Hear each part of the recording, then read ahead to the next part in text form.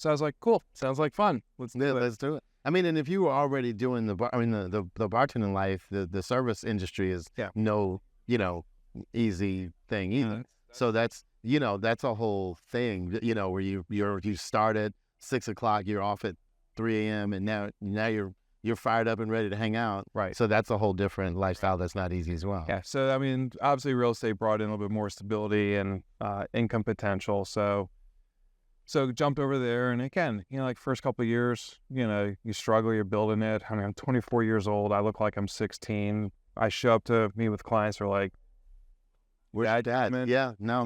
So you're kind of like, no, it's me. And then, so you had to get through that battle just before you even showed a house, just showed some knowledge. And again, I got to coach my first year and a half in the business. Oh, so you weren't messing around. No. You knew, and you went straight into coaching. Well, I mean, former athlete. I've always had a coach since I've been this big. So if I had a coach for sports, why not have a coach for business? But it sounds simple enough, but we know that people in not just our industry, but in most industries feel like they can just figure it out. Yeah. Well, you might be able to figure it out, but it's the learning curve is going to take longer. And I want to flat out a learning curve. And my manager saw I was putting in the work, the hours, and she's just like, look, have you considered a coach? I'm like, I didn't know there was a coach. There's real estate coaches. She goes, yeah, I think your personality would be aligned with like a Mike Ferry, which coincidence is Tom's dad. Right. So I was with them for a couple of years. It's funny. I was in Mike Ferry coaching for sure. I wasn't even licensed then, but my wife at the time was, and she was in coaching, so would be on some of the calls. Yeah. Yeah. So, I mean, I coached them for the first couple of years, and just business went like that, and was making money and building a business, and just continued and tried a different coaching company that, found, and then a couple of years after that, I found Tom and became a client and did well there. And all of a sudden they brought me in to become a speaker. And then, for 7 years now, I've been a coach. All right. So tell me about kind of how that coaching affected your business when you were now you were the coach, but when you were a coaching client at the time, how, from you said a year and a half in, and you said your business went like that. What did that look like in terms of? I know the numbers are going to be a little thwarted based on today's numbers, but what would you say that was? Well, so back then it was more single agents. They didn't have the team concept. You never heard of teams, these big teams that are being formed. So much different back then. So it was very much single agent based. But for me, it was like, here's the skill sets to build upon. Here are the habits you can build upon. Here's how we're going to track and measure. And again, it's that accountability that's built in there.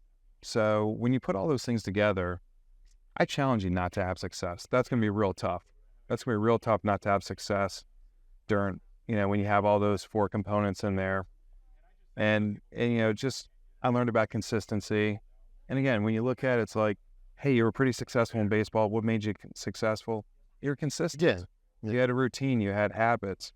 So sports is very much like, is very much like real estate and very much like business. Small business, yeah. So with that being said, it was a fairly easy transition. But once you got into it, and it's like, got the skill sets, and the first 2 years, everything felt like it was going on 150 miles per hour. But once you got past that first 2 years, understood how to negotiate, understood contracts, understood the process, it was a matter of, okay, how big can we grow this thing? Mm-hmm.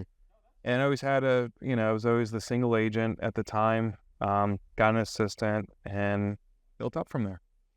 Did you ever have any times of, where you either you weren't growing as fast as you thought, or times where things got more challenging than you expected, where you thought, maybe this isn't for me? Did you ever have any doubt? Oh, all the time. All the time. If you don't, any successful person, if they tell you that they didn't want to quit, if they didn't get punched in the face, 100%. But I'm a true believer. You learn more from your failures. I learned, it's like the Mike Tyson saying, it's like, everyone else has a plan until they get punched in the face. And it's so true. And you get punched in the face. And look, 2008 happened.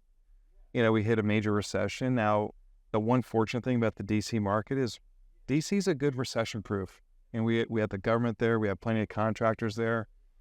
But So I had to change my total business. I was, selling a little bit higher end. I was doing some building. I was doing some contracting. I was doing some flips. And that kind of halted. And what I had to do is I had to like get really singular focused. And I decided, let's go real estate. Let's put the contract on the side. Let's put the flips on the side. Let's put everything on the side and just go right down and like serve clients. Go serve clients and go sell some houses. Because no matter what market you're in, I don't care how bad a recession is. And yeah, a lot of people got hurt by that recession. And anybody that tells you they didn't get hurt by the recession, they didn't have any money, they didn't have any assets.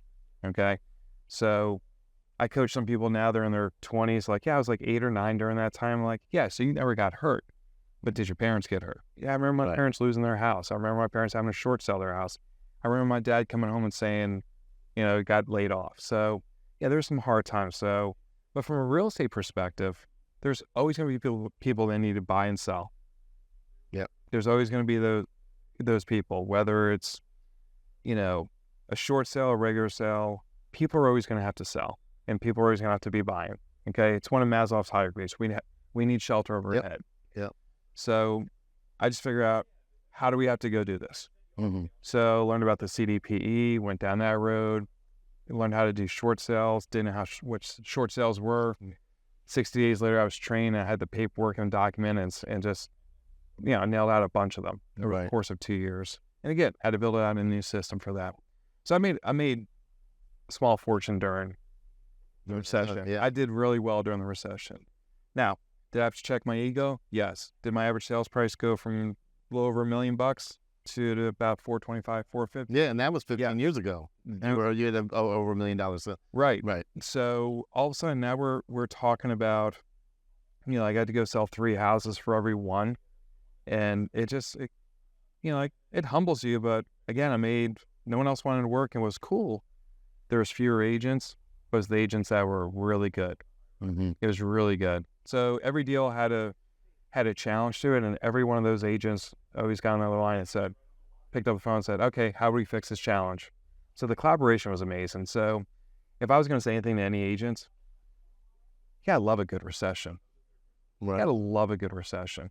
It thins the herd, and it thins the bad ones out, and the good ones, they figure out the new skill sets, they figure out those new habits, they figure out everything they have to put into their business, and they go and crush it.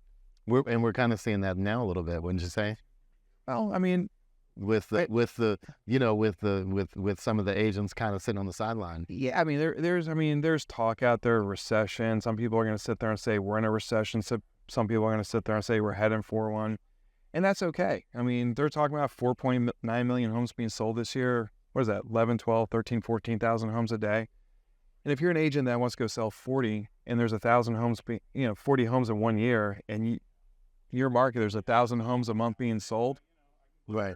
You should be able to figure it out. Why can't you go get your 3 or 4, transactions every month? Go do the work. Go make the adjustments. Go get the skill sets. Go build those habits. It's there for you. Yeah. So what do you say to, agents that get licensed now? I mean, and they see, in the HGTVs of the world and the Bravos and all of that, and they paint this picture that that exists for a few, but that's not the reality for the 99%. And then they come in. What would you say to that agent? I always sit there and say, I want to know what your expectation of real estate is. Like, what's your vision of real estate? If they give me the HGTV, I'm just gonna be like, all right. So then we have to do some adjusting there. Some people sit there and by the time they get to me, they've already had some challenges and they're going through those challenges and we help them.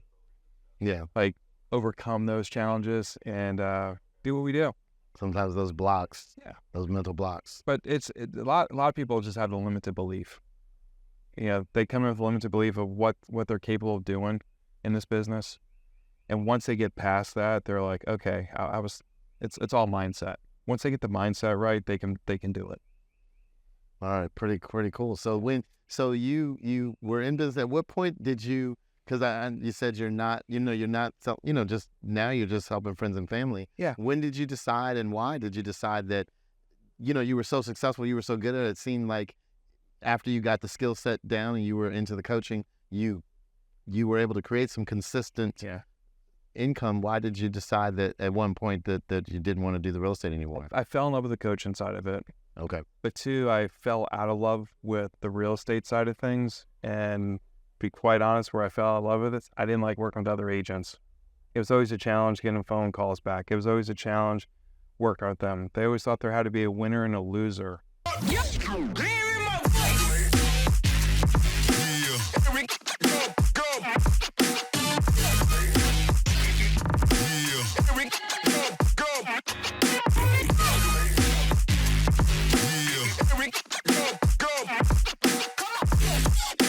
Play games like,